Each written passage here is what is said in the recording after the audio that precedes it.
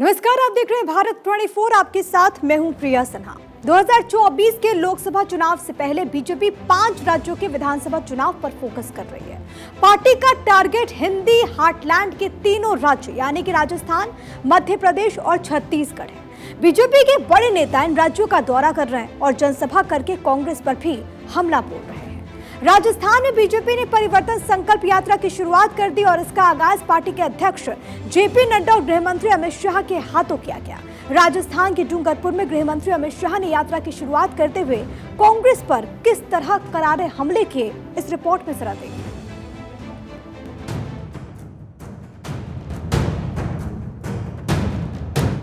लोकसभा चुनाव में जाने से पहले बीजेपी सत्ता के सेमीफाइनल यानी 5 राज्यों के विधानसभा चुनाव में जुट गई है। पार्टी ने राजस्थान, मध्य प्रदेश और छत्तीसगढ़ में आक्रामक चुनाव प्रचार शुरू कर दिया है। राजस्थान में सत्ता संग्राम तेज हो गया है। बीजेपी का मुकाबला राजनीति के जादूगर कहे जाने वाले अशोक गहलोत से है। ऐसे में पार्टी ने परिवर्तन संकल्प यात्रा की शुरुआत कर दी है। डूंगरपुर में पार्टी की संकल्प यात्रा की शुरुआत करने पहुंचे केंद्रीय गृह मंत्री अमित शाह ने सीधे कांग्रेस को टारगेट पर लिया। यूपीए की सरकार थी, 10 साल तक चली। 10 साल में 12 लाख करोड़ के घपले, घोटाले, भ्रष्टाचार करे। अब मोदी जी की सरकार 9 साल से चल रही है। आज भ्रष्टाचार छोड़ो, मोदी जी पर हमारे विरोधी भी भ्रष्टाचार का आरोप नहीं लगा सकते हैं, नहीं लगा। अमित शाह ने कांग्रेस सरकार पर हर घर नल जल योजना में करप्शन का आरोप लगाया। साथ ही लाल डायरी को लेकर भी अशोक गहलोत सरकार को घेरा। मैं फिर से बता देता हूं, ये लाल डायरी के अंदर अशोक गहलोत के सैकड़ों करोड़ के भ्रष्टाचार का कच्चा चिट्ठा है। और ये लाल डायरी गहलोत जी हमने नहीं दी है, आपकी सरकार के मंत्री ने ही एक लाल डायरी दी है। अमित शाह ने इंडिया गठबंधन पर हमला करते हुए कहा कि घमंडिया गठबंधन वाले लोग वोट बैंक की राजनीति के लिए किसी भी हद तक जा सकते हैं। उन्होंने कहा कि वे जितना ज्यादा सनातन धर्म के खिलाफ बात करेंगे उतना ही खत्म होते चले जाएंगे। इंडिया अलायंस के 2 प्रमुख दल डीएमके और कांग्रेस पार्टी, इनके बड़े नेता, एक वित्त मंत्री का बेटा और एक मुख्यमंत्री का बेटा, वो कह रहे हैं सनातन धर्म को समाप्त कर देना चाहिए। इन लोगों ने वोट बैंक की और तुष्टीकरण की राजनीति करने के लिए सनातन धर्म को समाप्त करने की बात की है। हमारी संस्कृति, हमारे इतिहास और सनातन धर्म का अपमान किया है। अमित शाह ने कहा कि कांग्रेस ने वर्षों तक राम मंदिर में बाधा डाली, लेकिन सुप्रीम कोर्ट के आदेश के बाद पीएम मोदी ने भूमि पूजन किया। उन्होंने कहा कि भगवान राम की जन्मभूमि पर भव्य राम मंदिर जनवरी में बनकर तैयार हो जाएगा। जरा ध्यान से सुनो युवाओं, जोश संभाल कर रखो। जनवरी महीने में वही भूमि पर जहां प्रभु श्री राम का जन्म हुआ था, वहीं भव्य राम मंदिर बनने वाला है। इस दौरान उन्होंने पूर्व मुख्यमंत्री वसुंधरा राजे की तारीफ करते हुए कहा कि विकास क्या होता है, इसकी परिभाषा वो बता चुकी हैं। अमित शाह ने कहा कि परिवर्तन यात्रा के समाप्त होने के बाद गहलोत सरकार के जाने का समय निश्चित होगा। यह यात्रा भारतीय जनता पार्टी की जो निकल रही है,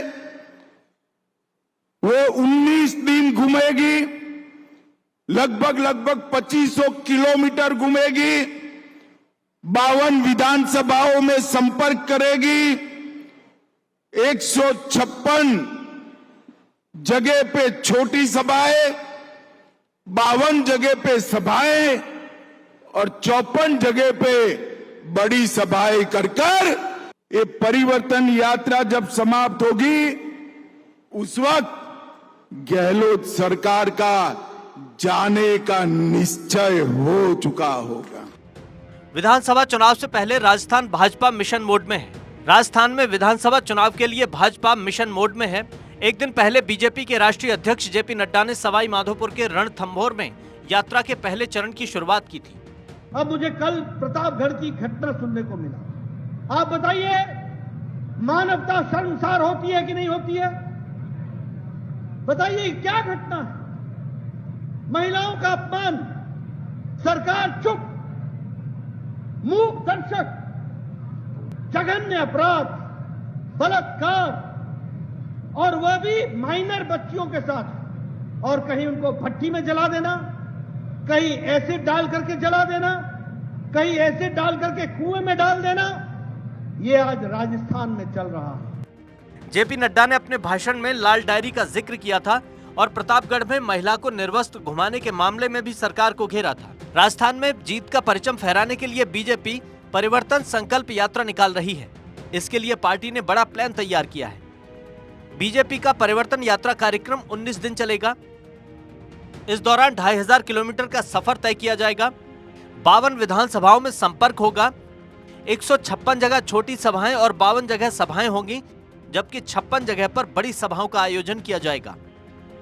राजस्थान के साथ साथ बीजेपी का फोकस मध्य प्रदेश और छत्तीसगढ़ पर भी है। पार्टी ने इन राज्यों में आक्रामक प्रचार शुरू कर दिया है। माइक्रो लेवल पर कार्यकर्ताओं को जिम्मेदारी दी गई है, तो दूसरी तरफ प्रचार की कमान सीनियर लीडर्स ने संभाल रखी है। Bureau report, Bharat 24। वहीं राजस्थान में बीजेपी की हैवीवेट नेताओं से टकराने का हौसला अगर किसी में है तो उनका नाम है अशोक गहलोत। राजस्थान के मुख्यमंत्री अशोक गहलोत आज फलौदी के दौरे पर रहे।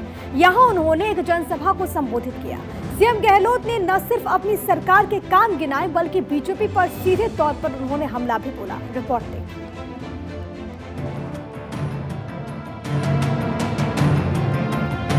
राजस्थान के मुख्यमंत्री अशोक गहलोत यूं ही राजनीति के जादूगर नहीं कहे जाते हैं।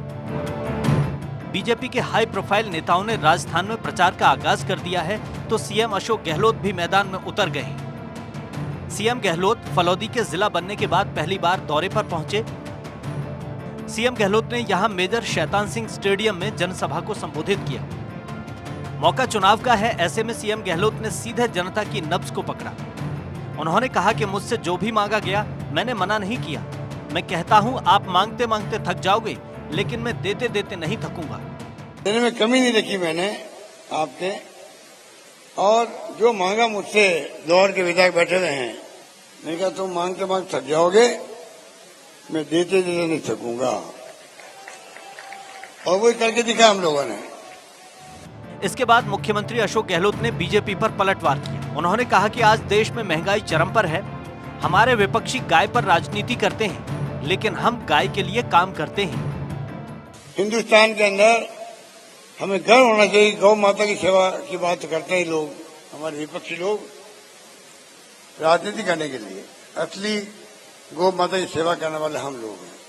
जिसने पहली बार देश के अंदर मैंने बना दिया गौशालाओं को अनुदान देने के लिए निदेशालय बना दिया मैंने पिछले टर्म के अंदर। सीएम गहलोत ने कहा कि राजस्थान पहला ऐसा राज्य है जहां गैस सिलेंडर 500 रुपए में मिल रहा है।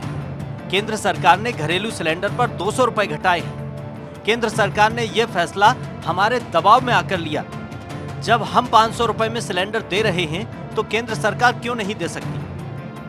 500 रुपए में गैस सिलेंडर, आप बताइए, 500 रुपए में गैस सिलेंडर दे रहे हैं हम लोग। हिंदुस्तान में कहीं नहीं था।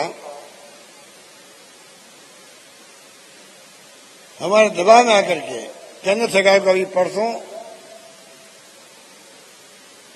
उज्ज्वला योजना वालों के लिए 200 रुपये कम करना पड़ा है उनको। हमारे दबाव के कारण से अब जो एलपीजी कनेक्शन में 200 रुपये कम किए हैं, मैं चाहूंगा 200 कम क्यों करो सिर्फ आप। अगर स्टेट गवर्नमेंट 500 में सिलेंडर दे सकती है तो प्रधानमंत्री को चाहिए पूरे देश के अंदर सबको आप 500 में सिलेंडर क्यों नहीं देते हो, ये बताइए मुझे। गृह मंत्री अमित शाह और बीजेपी के राष्ट्रीय अध्यक्ष जेपी नड्डा के दौरे पर सीएम गहलोत ने कहा कि कभी नड्डा साहब आ रहे हैं, कभी अमित शाह आ रहे हैं। राजस्थान में सब कुछ ठीक चल रहा है। नड्डा साहब आ रहे हैं, कभी राजनाथ सिंह जी आ रहे हैं, आएंगे, कभी अमित शाह जी आ रहे हैं, प्रधानमंत्री 6 बार आ चुके हैं। तो बताओ आप राजस्थान के पीछे क्यों पड़े हो? इतना अच्छा काम चल रहा है, आप कभी सरकारें भंग करने में लग जाते हो। कर्नाटक में, महाराष्ट्र के अंदर, मध्य प्रदेश के अंदर सरकारें गिराते हैं, चुनी हुई सरकारें। ये लोकतंत्र है, आप लोकतंत्र को खत्म करना चाहते हो।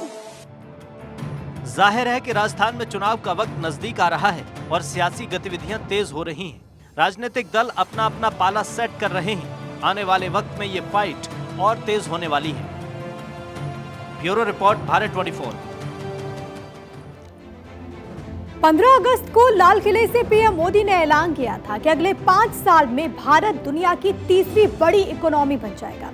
देश उस दिशा में किस तेजी से आगे बढ़ रहा है, आज हम आपको दिखाने जा रहे हैं। असल में अर्थव्यवस्था से जुड़े ज्यादा स्टैंडर्ड आज भारत के फेवर में दिखाई देते हैं। ग्रोथ रेट में बढ़ोतरी हो रही है। ज्यादातर ऑटोमोबाइल से लेकर एविएशन तक हर सेक्टर्स में उछाल देखा जा रहा है। यूपीआई ट्रांजैक्शन बढ़ रहा है तो बैंकों में लोन डिस्ट्रीब्यूशन में बढ़त दर्ज की जा रही है। तेजी से बढ़ते भारत की पूरी तस्वीर इस रिपोर्ट में।